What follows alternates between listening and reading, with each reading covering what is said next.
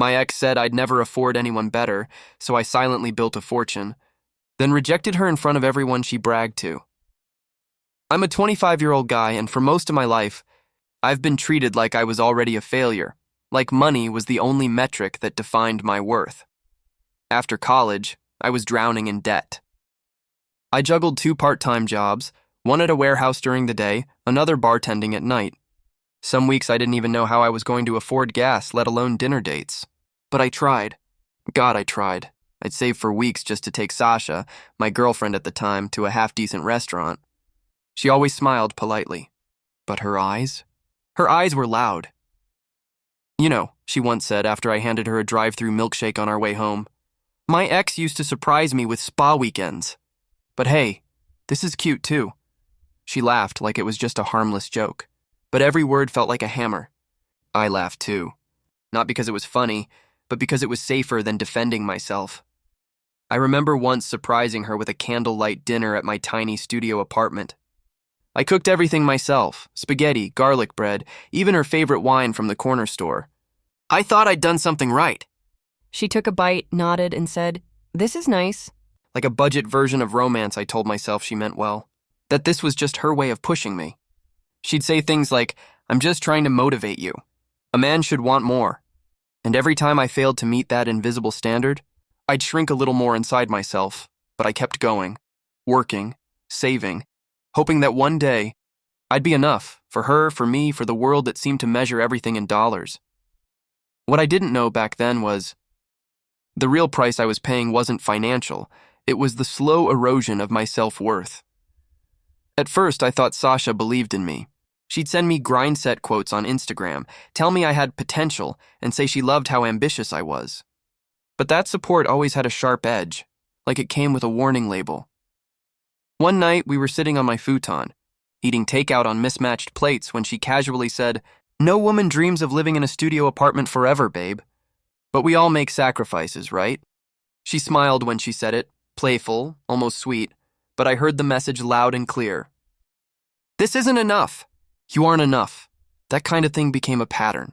She'd tell me I needed to level up, to stop playing small, and start thinking like a real man.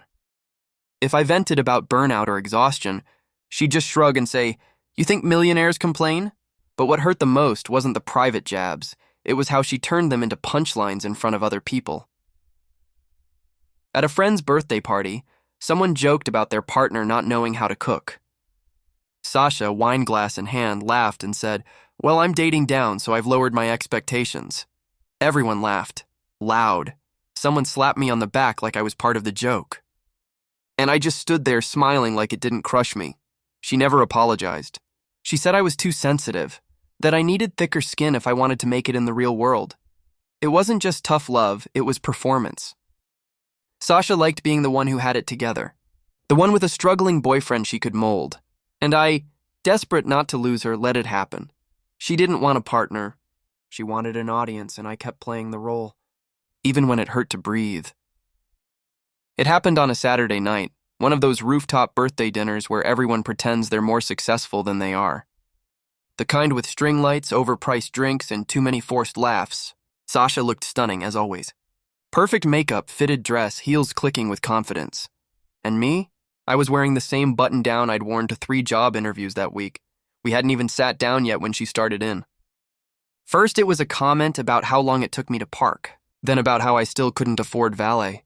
I brushed it off, smiled, laughed, tried to play along. But then, over appetizers, someone asked when we were moving in together. I froze. She didn't. Sasha sipped her wine and said, loud enough for the whole table to hear, "Move in where? His shoebox apartment with the view of a dumpster?" Laughter, real, loud, unfiltered. I laughed too. Just a little. Just enough to survive. But then she leaned in, half teasing, half deadly, and said it. "Let's be real. You'll never afford someone better than me." Time stopped. The clinking of glasses faded. The music blurred into static, and everyone looked at me, not with pity, not with sympathy, with confirmation, like they'd always known it. Like she just said what they'd all been thinking. I didn't respond. I couldn't. My throat closed. My heart felt like it had been wrung dry. I just sat there, blinking, while she stood up, smoothed her dress, and said, "We're done," just like that. In front of everyone, she walked away, high heels echoing like a countdown. I didn't follow, didn't ask her to stay, didn't cry. I just sat there, humiliated and completely hollow, surrounded by people who wouldn't even meet my eyes. That was the night something in me broke. After that night, I disappeared, not in some dramatic way, no farewell posts, no announcements, just silence. I deleted all my social media, blocked Sasha, ghosted the group chat, even changed my number. If anyone noticed, they didn't reach out. I packed what little I owned, 2 suitcases, a laptop, and a mattress I didn't bother to take, and moved 3 hours away to a crumbling 1-bedroom apartment above a laundromat. The windows rattled in the wind. The hot water was inconsistent, but the rent was cheap and no one knew me there. That's all I needed. I didn't move to heal. I moved to become someone else. Every hour of every day was consumed with one thought: prove her wrong. I started teaching myself everything: digital marketing, coding, freelance platforms, passive income schemes. I signed up for online gigs nobody wanted, the kind that paid pennies per hour, just to get experience. I slept 4 hours a night, lived off oatmeal, instant noodles, and black coffee. No nights out, no distractions, and then I found crypto. It wasn't glamorous back then. It was early, messy, uncertain, but I understood it. The volatility matched the chaos inside me. I put what little money I had into Ethereum and Solana. I watched charts like they were heart monitors. When they dipped, I didn't panic. I doubled down. I stopped posting online entirely. No photos, no updates, no proof of progress. I didn't want to be seen trying. I wanted to be seen after. Instead, I started a private journal, a locked document where I tracked every goal, every trade, every milestone. I called it version 2.0, and as the months passed, I didn't soften. I sharpened. I wasn't rebuilding myself for peace or closure. I was forging something colder, a version of me that would never again beg to be chosen. The first win was stupid small, $37 for rewriting product descriptions on an e-commerce site. I stared at that PayPal notification like it was a trophy, because it meant someone somewhere saw value in what I made. That $37 turned into $200, then $600, then $1,500 in a week. I niched down hard, UX copy for mobile apps. Nobody wanted to do it, but I got good. Fast, I built templates, automated outreach, recycled contracts. Within 8 months, I wasn't just freelancing, I was running a one-man digital agency. I still ate instant noodles. Still wore the same 3 shirts on rotation. My mattress was still on the floor. But I bought my first Ethereum at $90. I bought more when it dipped. Never told a soul. I remember one night my mom called asking how I was doing. I told her I was figuring it out. She offered to send groceries. I thanked her, said I was fine. Meanwhile, I had $18,000 sitting in my wallet and a Trello board full of client projects. I wasn't being humble. I was staying hidden, because this wasn't a comeback story for anyone else. This was mine. By year 2, I'd quietly crossed 6 figures. No celebration. No big purchases. I still used the cracked iPhone with the chipped corner. Still took the bus. Still wore off-brand sneakers from clearance. Racks. Because I wasn't done. Because I wanted the reveal to be painful. Not for applause, but for silence. The kind that follows when people realize they grossly underestimated. I didn't want people to see the grind. I wanted them to feel the weight of what they missed while they were busy, laughing. And I wasn't even close to done sharpening the blade. It had been almost 2.5 years since I last heard her voice, longer since I'd seen her face. Then one night, while reviewing an NFT project I'd quietly helped design, I saw it, a message request from Sasha. Hey, long time. Just saw your old art page trending on Twitter. Proud of you. I stared at the screen for a long time. I hadn't posted on that account in over a year. Turns out someone dug up my early digital pieces and a thread went semi-viral. I didn't even know it happened. But she did. I didn't respond. Not immediately. I scrolled through her profile instead. Curiosity, not interest. Same perfectly staged brunch shots. Same mirror selfies. But now with a new guy. Tall, square jaw, generic finance look. I checked his page. Mid-level portfolio manager. Not flashy. But he had a lease on a BMW and took her to Vegas once. In the captions, she still played the high-value girlfriend. But between the lines, I saw it. The cracks, less engagement, less sparkle. Something was missing.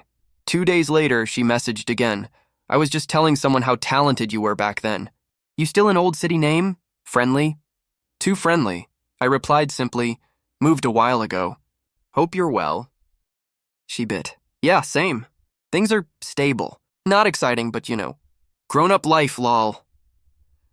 Then came the first real hook. We should catch up sometime. Grab coffee? Just friends, of course. Unless you're taken, that was the moment I realized she had no idea. No idea who I was now. No idea. I'd outgrown her definition of success 100 times over. She thought I was just now starting to do okay, and she wanted in before it was too late. I smiled, because now, I finally had the leverage. I didn't block her, didn't ghost her. I let the messages trickle in, slow, casual, like a conversation with someone I barely remembered. I never confirmed anything.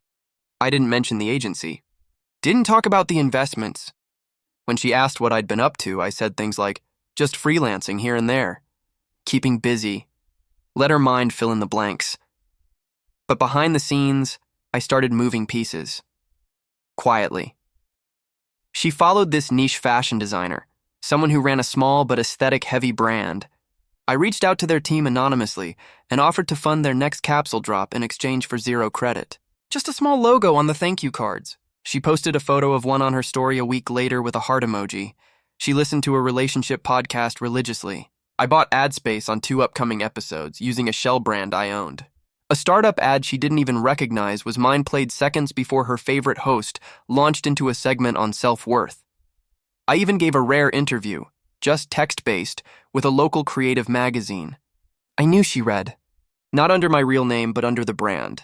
She reposted the article, not realizing the words were mine, and still, she thought she had the upper hand. At brunch with friends, she apparently bragged that her tough love was the reason I finally got my act together, that I had finally become a man worth dating. They laughed, toasted her, and I watched from a distance, calm, silent, strategic. She thought she was circling back to rescue a project, but I wasn't a project anymore. I was the architect, and every step she took closer was one step deeper into a trap I didn't even need to set.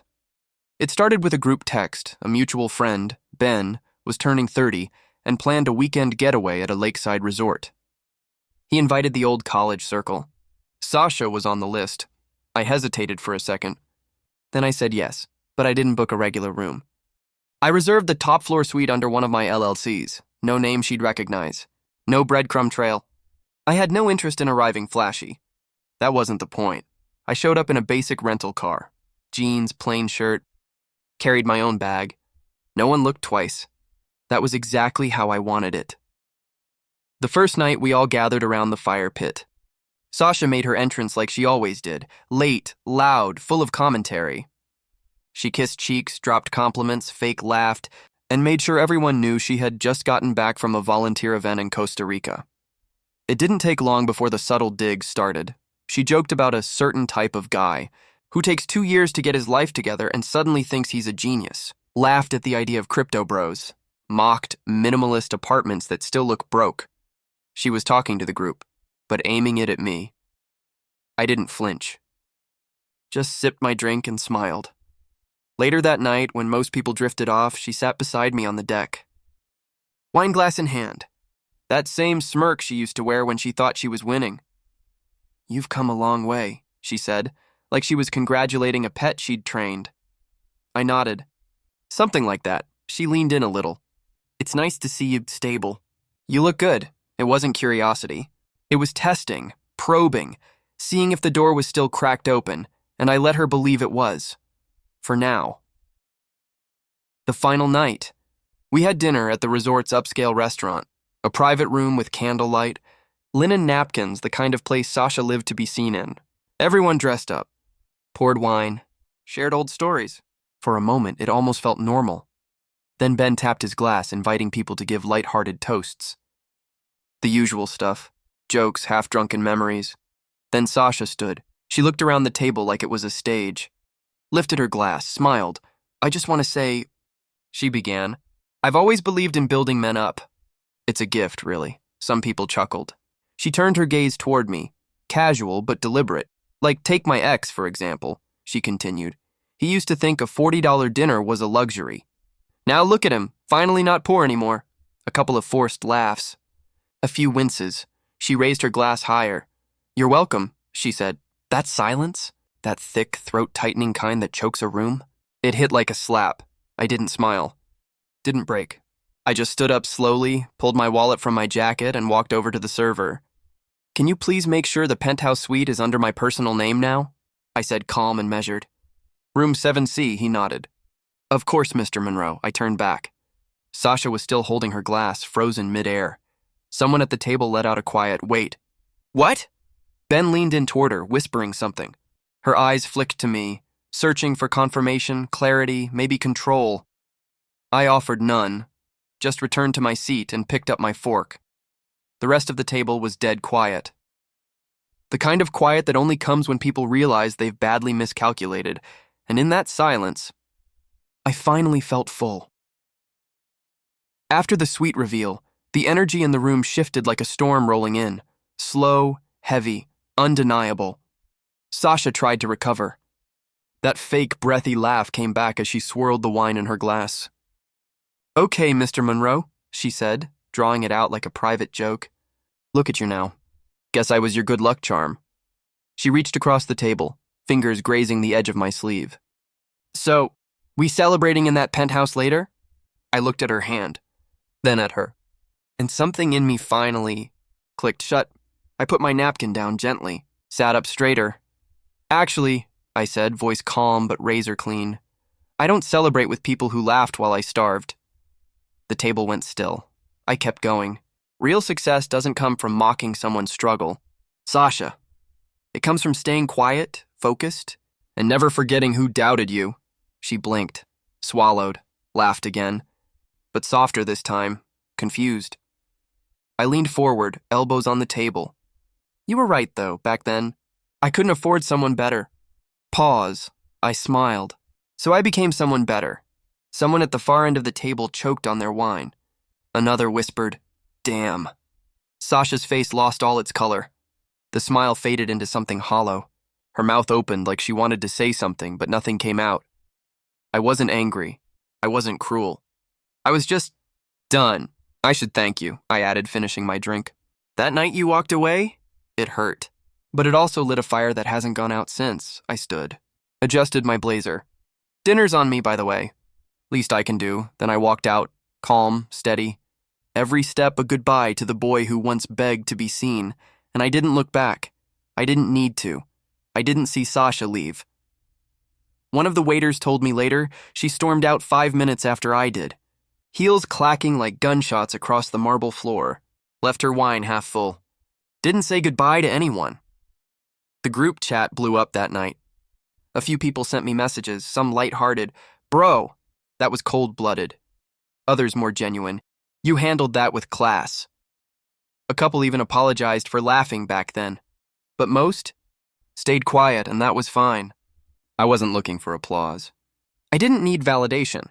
I just needed space, room to finally shut the door on a version of myself I'd outgrown.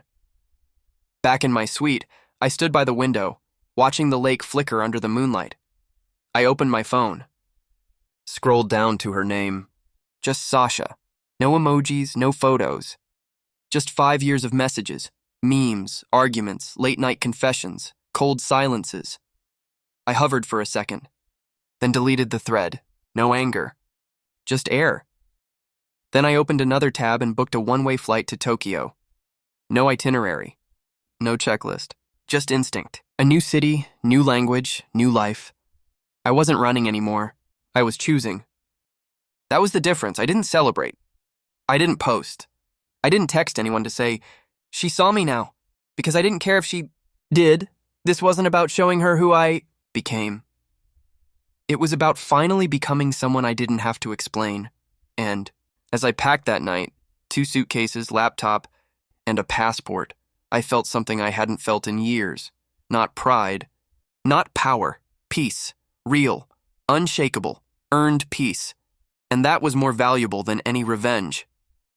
It's been 7 months since that dinner. Right now, I'm sitting on a rooftop in Kyoto, legs crossed on a worn cushion, sipping hot matcha as the sun spills over tiled rooftops and temple spires. The city hums awake below me, quiet trains, soft footsteps, the clink of teacups in alley cafes. I never planned to stay this long. But something about Japan's calm, intentional pace spoke to a version of me I hadn't met yet. One that didn't just survive, but lived. Sometimes I think about the guy I used to be, the one who laughed off insults, who begged to be enough, who mistook humiliation for love. He still lives somewhere deep in my bones, but he's quiet now. Resting. And sometimes I think about Sasha, not with anger, not even with pride. Just distance. She was the match, but I was the fuel. Funny how the worst thing someone says to you can become the engine that drives your entire transformation. Her words used to haunt me. You'll never afford someone better. Now? They echo differently, because I didn't find someone better. I became someone better. Someone who doesn't settle for rooms where they have to prove their worth. Someone who doesn't confuse validation with love, and most importantly, someone who knows when the story doesn't need a sequel. So I'll leave you with this. What's the one insult that fueled your glow up? Comment it below. Let's turn their doubt into our blueprint.